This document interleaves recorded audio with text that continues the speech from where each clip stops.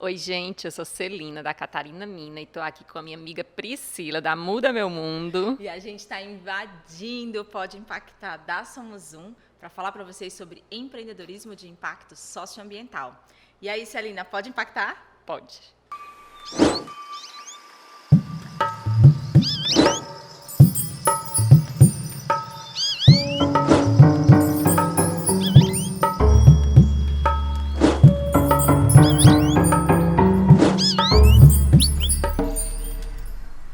Celina, primeiro, muito bom estar aqui com você. Acho que a gente tem uma história legal de construção de impacto. Mas, assim, muito antes de eu começar a minha história de empreendedorismo de impacto, você já estava escrevendo a sua história.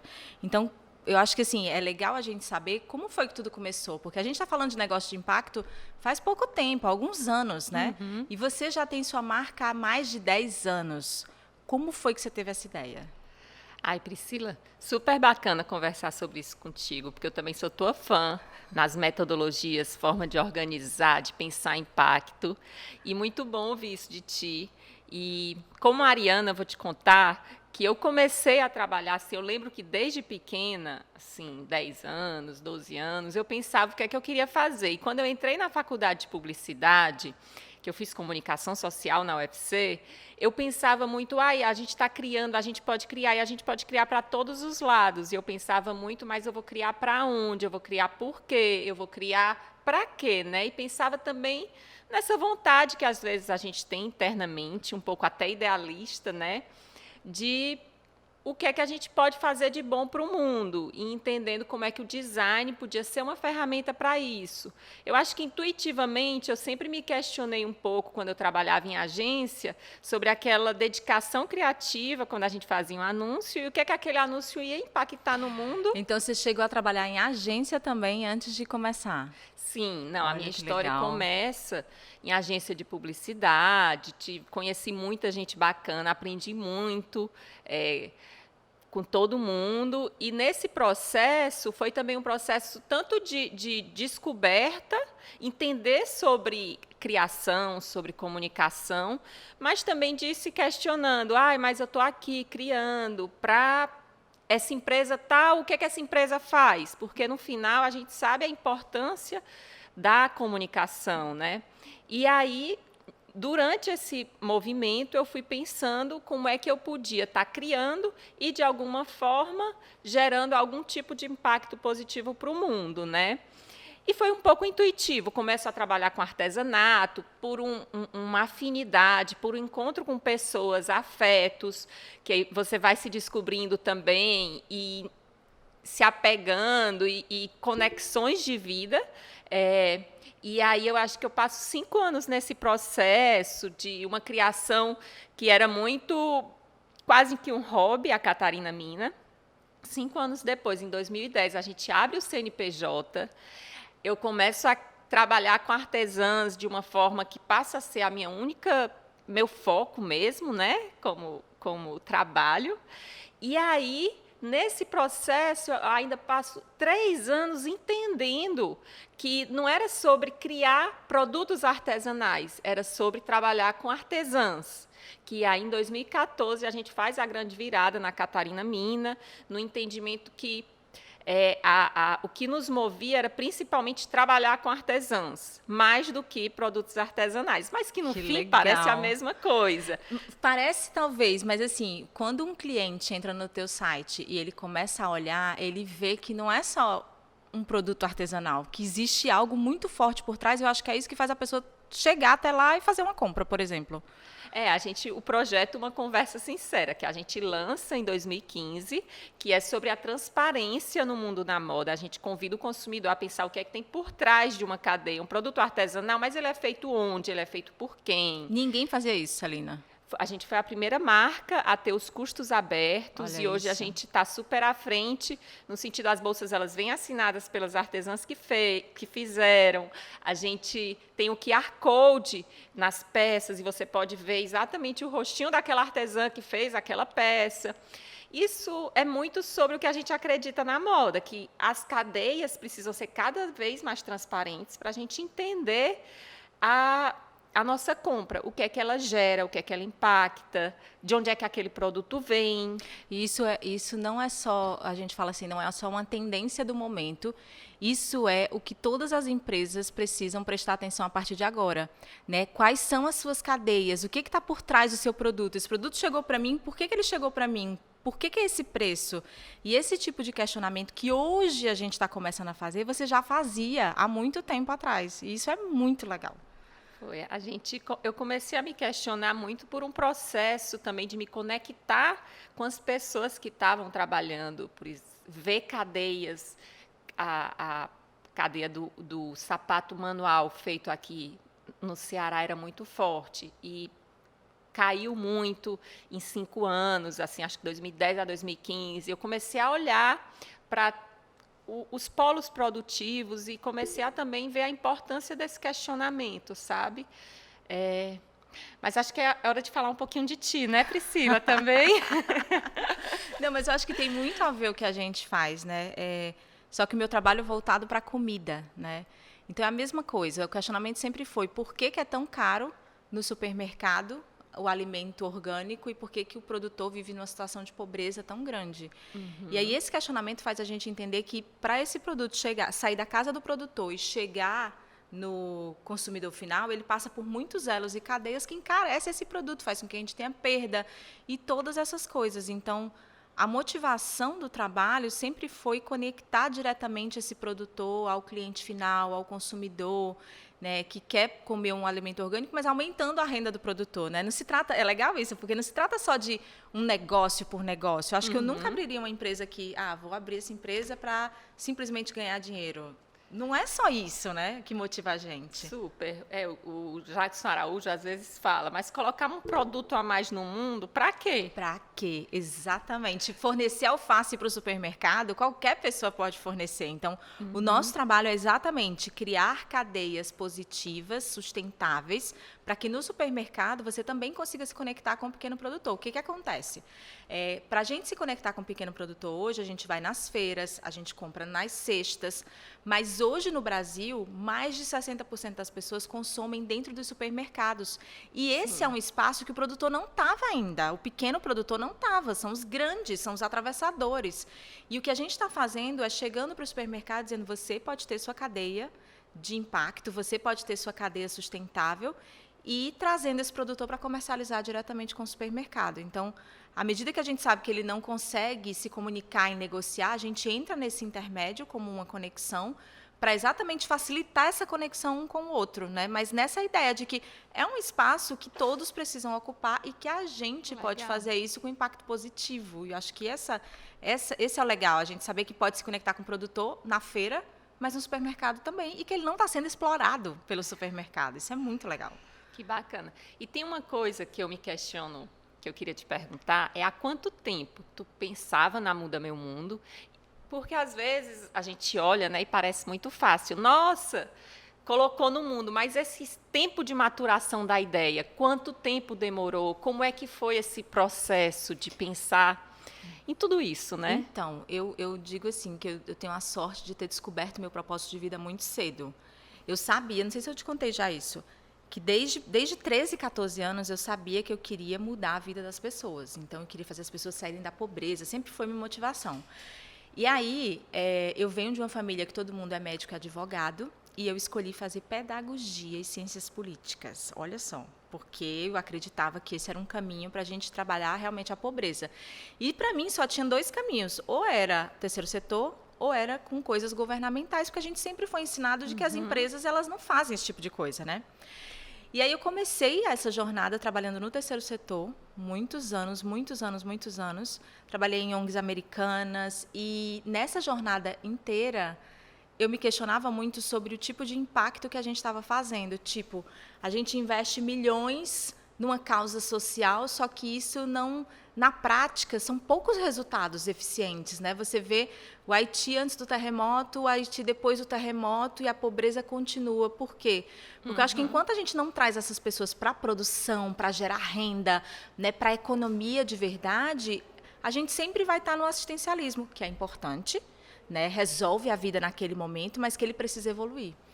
E aí, em 2016, eu saí dessa ONG que eu trabalhava e começou a me vir na cabeça uma série de ideias, que era exatamente essa coisa da alimentação. Só que quando a gente começou a Muda Meu Mundo, que foi em 2016, era um outro pensamento, sabe? Era mais, vamos conectar o pequeno produtor com as pessoas, vamos fazer feiras. E a gente começou a fazer feiras em Fortaleza nos finais de semana, fazia cesta, entregava na casa das pessoas. Só que no final das contas, isso não trazia resultado para o produtor, nem para a gente enquanto negócio. O que acontece? O produtor vai, colhe R$1.000 de produto, traz para a feira. Aí você hoje acordou cansada, não vai na feira. Então, aquilo que ele ia vender, ele não vende, ele não tem segurança para vender. Não gera volume, né? Não gera volume e você pode ir, você pode não ir, ele pode sair da casa dele, tá o tempo bom, quando chegar aqui, cair uma chuva, ninguém aparece na feira. É um produto perecível, então ele vai levar um prejuízo para casa se você não for na feira, né? E aí, em 2018, deu tudo errado, assim, o que a gente estava fazendo, e em 2019... eu comecei a pensar diferente. Ok, qual é o lugar que a gente pode dar volume para esse produtor, para que ele consiga gerar renda recorrente e realmente sair da pobreza? Porque o que ele quer não é vender hoje e não vender amanhã, ele quer vender todo dia, porque ele está produzindo todo dia.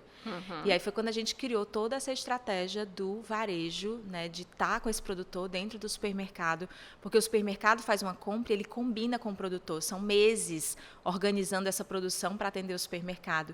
E isso tem dado segurança para o produtor, de saber que eu vou produzir 500 alfaces e eu vou vender 500 alfaces. Né? Então, assim, isso foi a motivação por trás, mas eu digo assim, que a principal motivação tem essa coisa da vida, de que eu não faria algo que não fosse para transformar a vida das pessoas. Acho que é uma coisa muito, muito pessoal minha, sabe?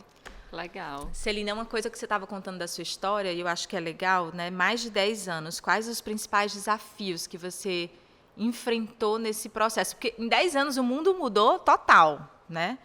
Quais foram, assim, que você pode dizer, puxa, quais os desafios que você enfrentou nesse processo? Os principais. Essa pergunta é bem difícil, mas eu acho legal a gente olhar para ela, porque como pequenos empresários, né, a gente muitas vezes, desafio, nossa, para a gente na Catarina Minas, os desafios sempre foram grandes viradas na marca. Você olhar para o desafio e entender como é que eu posso transformar esse desafio, como é que eu posso transformar essa fragilidade, né, num ponto forte da empresa. Então, por exemplo, a gente teve um desafio trabalhando com um projeto que a gente lançou há pouco tempo, que é o Olê Rendeiras, há pouco tempo, 1 ano, né? Não é tão pouco. Mas a questão da produção das artesãs, do estoque, como é que a gente reduz a quantidade de estoque, a falta de capital de giro para garantir uma produção, para comprar linha, para depois propor essa coleção para o consumidor, com o risco da venda, não venda. Esse grande desafio que muitas vezes aparece, que é o estoque das artesãs, como é que elas lidam com isso, a gente criou a possibilidade da venda sob encomenda. Isso é muito legal. Então, a gente lançou um projeto que o consumidor tinha encomendar peças, receber 45, 60 dias depois, garantindo a não quantidade de estoque. Assim, você reduz o capital investido, você reduz o preço da peça, ela fica mais acessível para o consumidor, porque tudo isso compõe o preço, e você viabiliza uma produção artesanal de uma forma diferente. E eu acho que até em relação à sustentabilidade, porque você vai fazer aquilo que você já sabe que vai vender, não vai gerar um produto no mundo, aquilo que a gente estava falando, né? Não vai botar um produto no mundo sem você saber se aquele produto vai vender ou não, ou se vai demorar 5 anos, 2 anos para ser vendido. Exatamente, que é a questão da moda, né? Você produz X, mas você produz mais tanto X de estoque, que às vezes isso vai para o lixo, às vezes isso é incinerado, porque grandes marcas fazem isso, né? Queimam o estoque que sobra. Mas esse é um desafio que a gente teve, que a gente se reinventou em alguns projetos. E outros desafios, por exemplo, eu comecei a ver a questão do crescimento da empresa. Como é que a gente podia crescer alinhado com o nosso propósito. E a gente começou a abrir esse braço de trabalho, que são as oficinas Catarina Mina, no qual a gente presta serviço para as artesãs, a gente cria marcas, a gente cria projetos, mas que a nossa vontade maior é que, no futuro, aquele projeto siga independente. Então, a gente dá assessoria de gestão, assessoria de marca, branding, fotografia, pensamento em coleção, design. Tem 2 projetos muito fortes nisso, que é o FIA, a Oficina de Artesãs, que a gente começa lá em 2015, e o Olê Rendeiras, que vem de 2019. E nesse pensamento veio muito dessa vontade. Como é que vai ser o crescimento da Catarina Mina? A gente não quer só estar desenvolvendo o produto, trabalhando com artesão. A gente quer também ver esses grupos seguindo firme, se conectando com outras relações de mercado. E aí isso surge a partir desses questionamentos, que é bacana dizer que, às vezes, a ideia não vem pronta. Assim como você falou, né? Começo com feira, vou vendo outros desafios. Então, acho sempre bacana dizer isso, porque muita gente hoje está pensando numa ideia, quer começar, e fica pensando muito em todos os pontos, se questionando. É importante começar, porque os questionamentos eles vão surgir durante o processo, independente se a sua ideia é perfeita ou não. Não, e nunca vai ser perfeita, Nunca. porque eu falo sempre isso, que empreender, principalmente um negócio que é inovador, que não existe. Por exemplo, você ter uma franquia é fácil, você sabe que vai ter que comprar isso, vender isso, alugar desse jeito, você tem a receita do bolo. Franquia é meio que receita do bolo. Quando você vem com um negócio inovador, não existe receita. Você vai no erro e acerto, você erra. Só que a grande questão é que a gente precisa aprender rápido com o erro, se reinventar, que é isso que você está dizendo, né? Se reinventar com a dificuldade com o erro, para a gente conseguir seguir em frente, senão a gente vai ficar para trás. Pois é, e entender os erros como possibilidade desse aprendizado rápido, mas está aí atuando, está fazendo, está seguindo, né? Tem que manter a roda girando também. Tem um pessoal que fala assim, que se você demorou demais para lançar um produto, por exemplo, você teve uma ideia de negócio, e você demorou demais para colocar essa ideia no mercado, e essa ideia saiu muito perfeita no mercado, é porque você demorou demais para lançar. E aí, nesse demorar demais, você pode perder o timing. Então, a grande questão desse mundo que a gente está vivendo hoje é que nós, negócios, né, temos a possibilidade de começar de forma simples e ir melhorando, que é, né, com tecnologia a gente fala muito da versão beta, que é aquela versão inicial, que a gente não sabe direito como é que vai ser. Aí o cliente gostou. E aí você vai evoluindo. E a grande questão nesse começo de pensar em negócios é tipo assim, qual é o problema de verdade? Por exemplo, se você pensar, qual é o problema de verdade que você está resolvendo? Você está resolvendo a dor da artesã, de querer, né, se conectar, de querer ganhar uma renda com isso.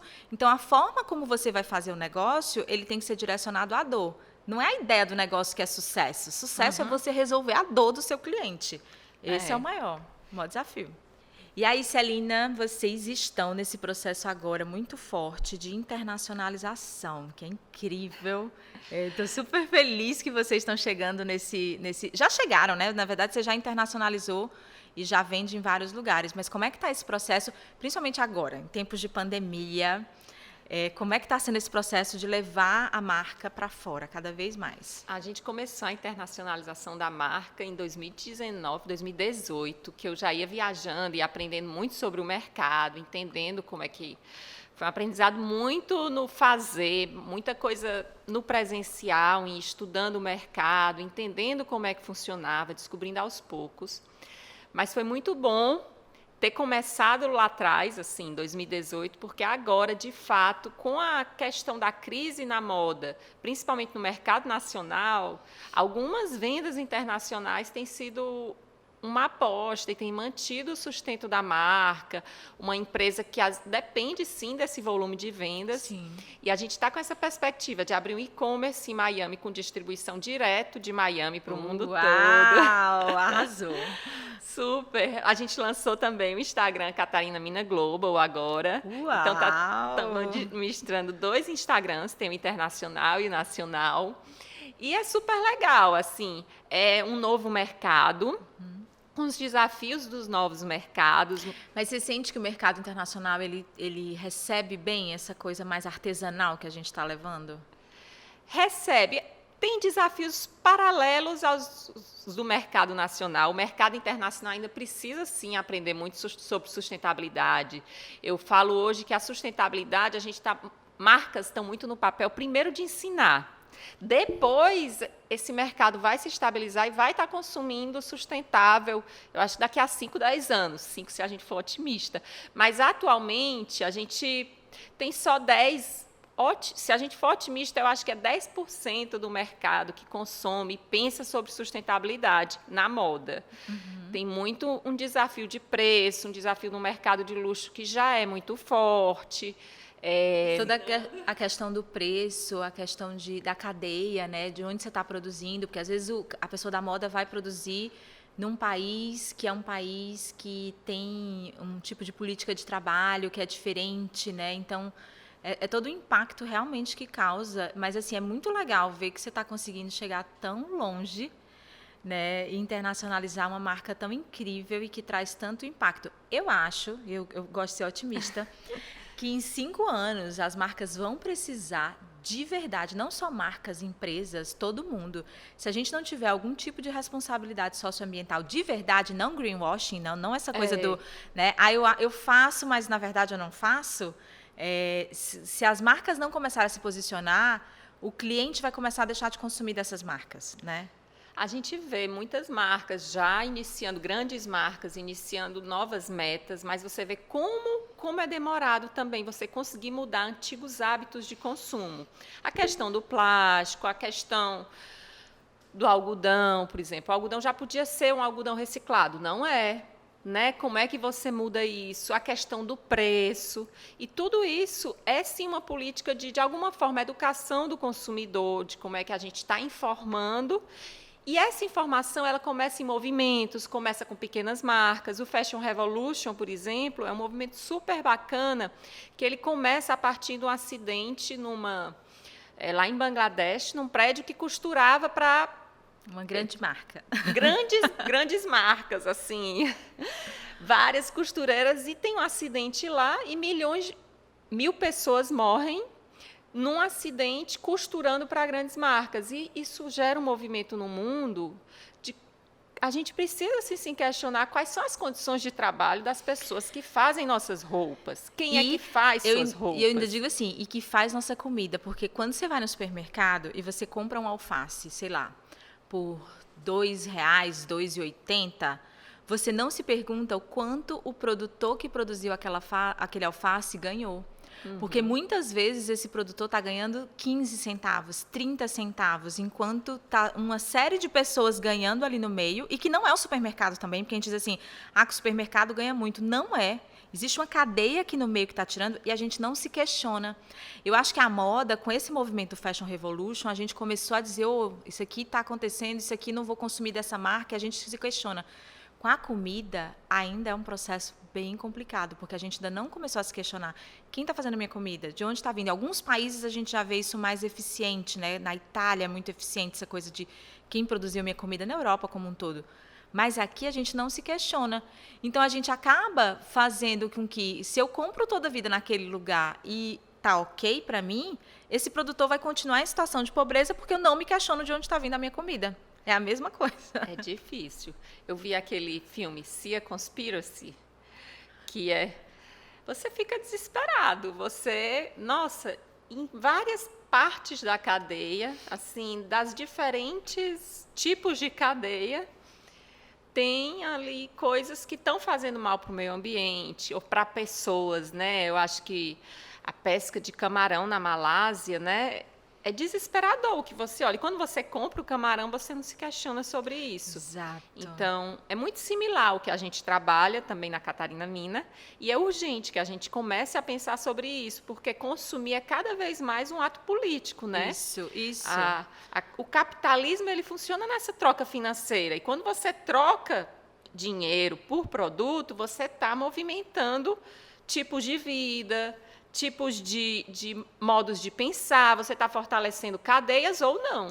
Então, entender essas escolhas é essencial. E sabe o que eu acho legal? É que esse movimento que a gente vive de tecnologia e de inovação, antes a gente não se questionava, porque a gente nem tinha acesso a saber o que a marca estava fazendo, o que essa empresa faz, de onde que essa empresa consome, quem é a cadeia produtiva, a gente não se questionava. Hoje, você consegue entrar na internet, pegar o seu celular e perguntar, empresas de chocolate associada a trabalho escravo. E a gente tem uma série de informações que está fazendo com que o consumidor questione de onde está vindo essa comida ou essa roupa. E isso é uma tendência muito forte. Super forte. A Para os próximos transparência é uma anos. tendência Isso. que chegou para ficar. E a tecnologia, as mídias sociais, qualquer pessoa passa a ser um produtor de informação. Isso. Isso viabiliza a transparência, isso viabiliza conexões. Tudo isso é muito importante. Entender também as mídias sociais como esse elo forte de conexão dos pequenos produtores com os consumidores, né? Eu Muito acho que por bacana. isso que empreender é um desafio tão grande, porque quando a gente pensa fora da caixa, a gente sabe que a gente quer criar um negócio que seja inovador, que seja lucrativo, porque é uma empresa, mas ao mesmo tempo que gere uma transformação, né? O social, o ambiental, ou o que for. E esse é o nosso desafio hoje, porque não é apenas ganhar dinheiro. E eu fico feliz porque eu tenho visto muitas grandes empresas, né, grandes marcas, olhando para dentro do seu negócio e dizendo, pô, não é só a gente fazer responsabilidade social. Quer dizer, eu destruo tudo, aí eu vou e ajudo uma comunidade no final do ano. Isso é Não responsabilidade é. social, não é mais isso. O público não quer mais isso.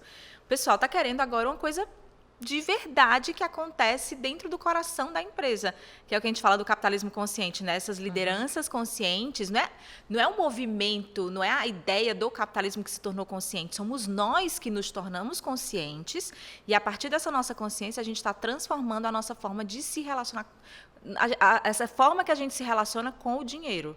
E isso é essa transformação que a gente quer ver nos próximos anos. O dinheiro ele deixa de ser o dinheiro ele deixa de ser algo, ele passa a ter rastro, né? Ele passa a ter histórias junto dele, né? Acho que é importante entender essa questão. Isso mesmo. E Pri, a gente falou muito sobre negócio agora, né? E eu queria te fazer uma pergunta pessoal. Como mulher, como é que você administra essas relações de ser empreendedora, ser mãe, sua vida pessoal? Me conta um pouquinho. Então, acho que esse é o maior desafio de mulheres empreendedoras, porque são poucas, né? E exato, por que são poucas, né? A gente se questiona, por que são poucas? Porque normalmente quando o homem sai para empreender e que trabalha 24 horas por dia, 7 dias na semana, geralmente tem uma mulher por trás apoiando, né, cuidando dos filhos e dando aquele apoio para o cara crescer. Quando é o outro lado, que é a mulher que vai fazer isso, nem sempre ela tem essa rede de apoio. Então eu acho que essa rede de apoio ela faz toda a diferença para qualquer mulher que empreenda. No meu caso, eu tenho essa rede de apoio na minha casa, né? Meu marido, ele super apoia nesse... Ele quem sustenta as pontas em casa para eu poder correr e trabalhar o tanto que eu preciso trabalhar. E não é fácil. Assim, não é que a gente consegue conciliar, vou dizer assim, a gente faz tudo perfeito. A gente não vai fazer tudo perfeito. Eu acho que a gente tem que ter as escolhas, né? Então, a minha escolha sempre é o meu trabalho, a minha família, meu filho e o resto, se tiver depois, a gente faz. Mas, assim, não dá pra gente querer ser perfeito em tudo. Eu não vou conseguir, né? E a gente não pode se martirizar dizendo, puxa, mas eu não fui perfeita aqui. E eu acho legal porque, assim, meu filho hoje tem 9 anos. E ele olha para o que eu estou fazendo, e um dia ele estava sentado no sofá, olhando assim para o nada, 9 anos. Eu disse, o que você está pensando? Ele fez, estou aqui pensando como é que eu poderia criar uma empresa para mudar o mundo. E é lindo, porque ele está aprendendo pelo exemplo, né, de que isso é possível. Mas isso também só é possível porque eu tenho atrás alguém que apoie, né, esse dia a dia para que eu consiga correr em velocidade. E não são todas as mulheres que conseguem ter isso. Então, Eu acho legal pensar sobre essa questão muito são vários pratinhos. E como mulher, às vezes a gente se exige muito, mas você não vai conseguir equilibrar todos esses pratos iguais. De vez em quando um vai cair, vai dar um errinho ali, um errinho acolá. Mas é muito importante que se entenda as prioridades, tenha bem claro essas prioridades. Eu acho que essa coisa de dizer assim, porque a mulher ela consegue fazer várias coisas ao mesmo tempo, consegue equilibrar vários pratos, faz com que a gente coloque na gente aquela sensação de querer ser perfeita em todos os detalhes. E a gente não vai conseguir. Isso causa na gente uma frustração muito grande, essa coisa da síndrome da impostora, né? Que fala que eu me pego muito às vezes. Ontem à noite, eu estava dizendo para minha sócia, dizendo... será que a gente vai dar conta de tudo isso? Meu Deus, que crescimento enorme que a gente vai ter nos próximos 4 anos. Será que a gente vai dar conta, né, olhando para tudo?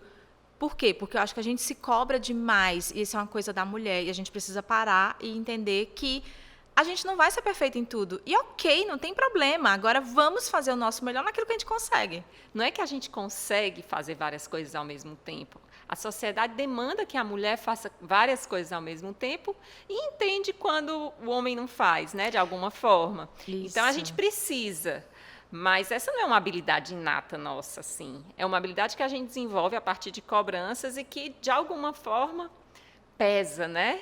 Porque não é fácil também estar ali pensando, resolvendo um problema e pensando em outro ao mesmo tempo, né? E isso, por exemplo, a gente está falando da mulher empreendedora, e eu falei, né, que são poucas mulheres que empreendem, mas a gente fala assim, são poucas mulheres que empreendem negócios como esses nossos. Porque, gente, o que tem de mulher nas comunidades, principalmente, se virando, empreendendo, e não são reconhecidas como empreendedoras, é aquela mulher que faz um bolo, que elas são empreendedoras, mas elas não são reconhecidas como. É revendedora, faz bolo, resolve 1000 coisas ao mesmo tempo. É incrível. Realmente a gente tem exemplos incríveis. E a gente não considera quando olha para as estatísticas. Quando Não a gente olha para a considera. estatística de empreendedorismo, a gente não considera essas mulheres, que são a maioria, que são mulheres que cuidam dos seus filhos sozinhas, né, e que trabalham para sustentar essas famílias, né, que para mim a família brasileira é uma mulher numa comunidade carente com seus filhos e ela ralando pra caramba para sustentar essa família. Demais. Celina, então, em toda essa jornada que você já viveu, tem alguma história que você podia contar pra gente que você acha que, poxa, me tocou essa história? Tiveram várias, assim, desde projetos que a gente lançou, e aí a gente pergunta, e aí, o que é que você comprou com a renda que gerou, né? E a pessoa responde, um colchão, e você não tinha se deparado com essa realidade, que era tão humilde. Ou troquei minha pia, coloquei uma pia de aço inox.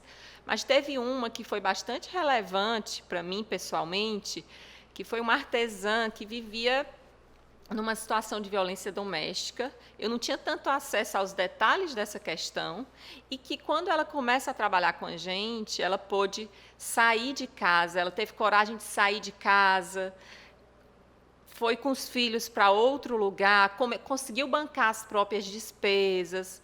E essa questão da mulher trabalhando em casa, sem deixar os filhos e podendo gerar renda. Eu acho que o artesanato, a gente foi aos poucos entendendo cada vez mais a importância dele como esse possibilitador desse home office tradicional, que já existia há muito tempo. Sempre existiu, né, para as artesãs. Sempre existiu para as artesãs, mas que elas não precisavam, porque quando a mulher precisa sair de casa para trabalhar fora, muitas vezes ela deixa os filhos, às vezes se ela vive numa zona mais periférica, às vezes esses filhos eles ficam vulneráveis a questões, enfim, de drogas e outras questões que às vezes existem. E quando ela está ali, perto dos filhos, vendo se eles estão fazendo a tarefa de casa, mas, ao mesmo tempo, produzindo um artesanato, elas conseguem estar perto e estar também gerando uma renda que pode empoderar elas de algumas situações difíceis, né? Então, acho que essa história foi a que mais me marcou. Hoje, essa artesã está super bem, o marido também se resolveu, ele tinha problemas de adicção e super feliz, tão bem, mas que com o artesanato a gente viu que ele de fato mudava vidas, muda a vida de mulheres, possibilita novas relações domésticas e foi super relevante.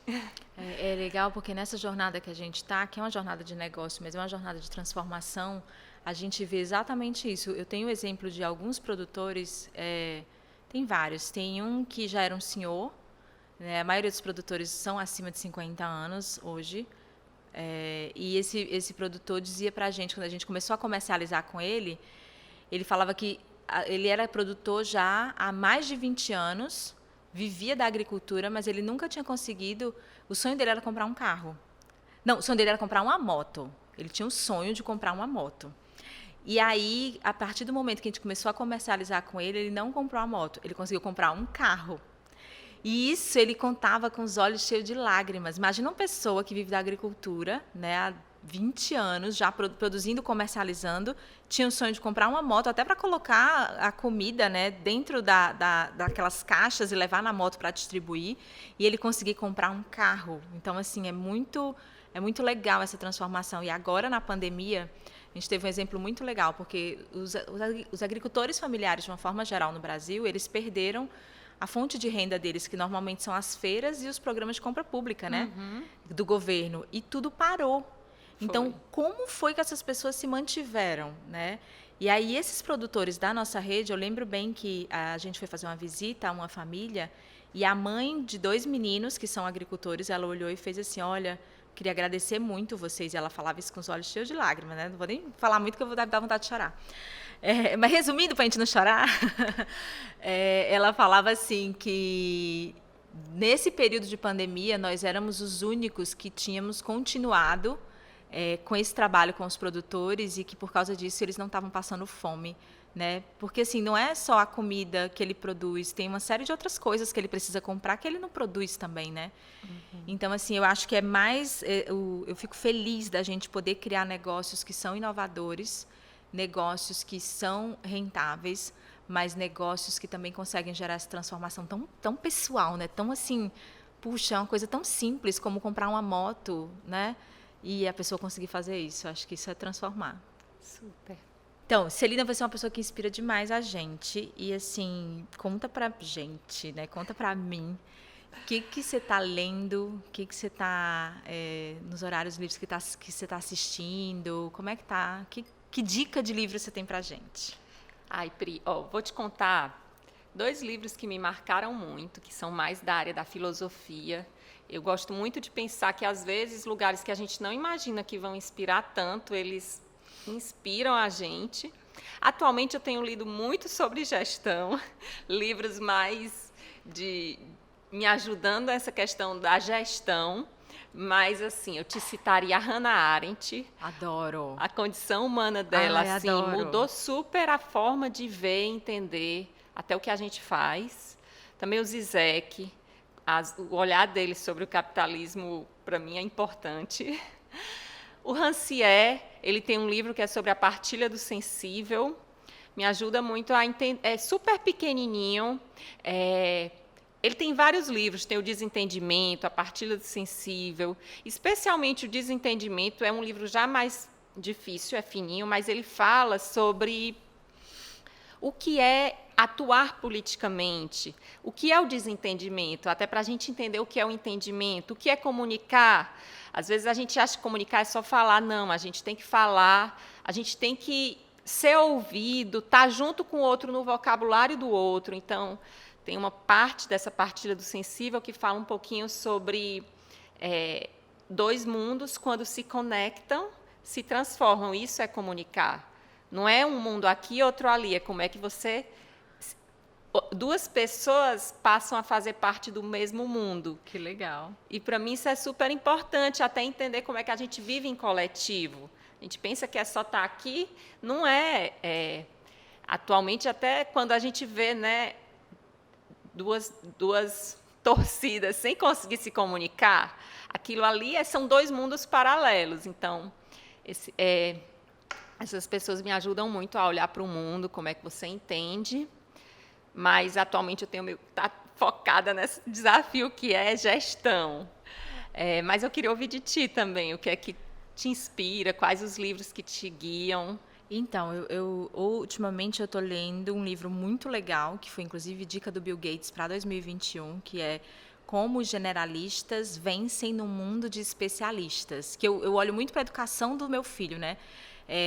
Hoje, infelizmente, a escola ainda forma as crianças como formava 100 anos atrás. Então, você é formado para fazer uma prova que vai definir o seu futuro e você nunca vai precisar de uma série de conteúdos que você aprende na escola, ao invés de você estar aprendendo coisas interessantes como inovação, como tecnologia de verdade, programação, como empreendedorismo. E a escola não está chegando nesse lugar, Legal. né? Está muito tradicional. E aí esse livro, Como os Generalistas Vencem no Mundo dos Especialistas, ele mostra exatamente o quanto você ajudar uma pessoa a entender de várias coisas ao mesmo tempo vai fazer com que ela seja uma pessoa, um grande profissional, né? Você não é só uma coisa, você é uma série de coisas. Por exemplo, eu sou pedagoga de formação. Eu nunca... você deu aula há quantos anos, Priscila? Eu só dou aula para adulto, que eu adoro nas universidades, mas assim, essa coisa do ser generalista, a gente formar as crianças para que eles tenham domínio de artes, de ciências, de música, de uma profissão, a gente não é mais uma coisa, a gente é uma série de coisas. E outro livro que eu estou lendo, que eu estou gostando muito, eu gosto muito de ler biografia. Legal. E aí eu comecei a ler agora a biografia do Barack Obama. Que linda história, muito legal você ver o que estava por trás de decisões, por que ele tomava tais decisões. É um livro muito grande, mas é um livro muito legal de se ler e, assim, super indico que essa leitura todo mundo faça, porque é bem importante. Já estou curiosa. E esse do Bill Gates é legal porque mostra um pouquinho essa questão mais importante do que eu aprender, uma técnica, né, é você ser capaz de aprender rápido, de aprender e reaprender. E aprender várias coisas, não uma coisa só. Exatamente, que é um pouco do generalista, né? Você colocar no mundo e a pessoa se virar ali, adquirindo novos aprendizados. E se a gente for ver, por exemplo, na trajetória hoje de uma pessoa, antigamente, eu estava lembrando do meu avô passou 40 anos trabalhando no jornal e ele todos os dias saía na mesma hora, voltava na mesma hora para casa, trabalhava de segunda a sexta e ele era feliz. Hoje, a gente não consegue. A gente vai fazer uma coisa ao mesmo tempo que a gente faz outra coisa. Por exemplo, eu tenho a Muda Meu Mundo, mas eu também sou professora, mas eu também tenho... Sabe? A gente tem uma série de coisas e que às vezes não tem nada a ver com a nossa formação lá no começo, na faculdade, né? E que é bom, porque hoje a gente vive mais, né? Enfim. A gente consegue fazer muita coisa em relação a isso. E eu acho que essa é uma forma da gente criar os nossos filhos, né? Para que eles entendam de arte, de música, de ciências, de tecnologia e que eles consigam ser crianças que pensem fora da caixa, porque a gente vai ter adultos incríveis. Ai, Pri, adorei estar aqui conversando contigo. Quem quiser conhecer mais sobre a Priscila, segue o Instagram da @mudaMeuMundo e @PriscilaVeras, né? Priscila_Veras. Priscila_Veras. E, Celina, foi muito legal a gente conversar. A gente conversa muito, né? Mas, assim, é legal a gente falar dessa história de coisas que movem a gente. Então, se você não conhece ainda a Catarina Mina, por favor, você precisa conhecer. Para mim, é uma marca que revoluciona muito a forma como a gente se relaciona com o nosso produto. Então, @Catarina Mina, procura no site. A Celina também tem ela fala muito dos projetos, de como ela faz o dia a dia da Catarina Mina. Então, vale muito a pena. Celina Issa, com HISSA, não é isso? Sim.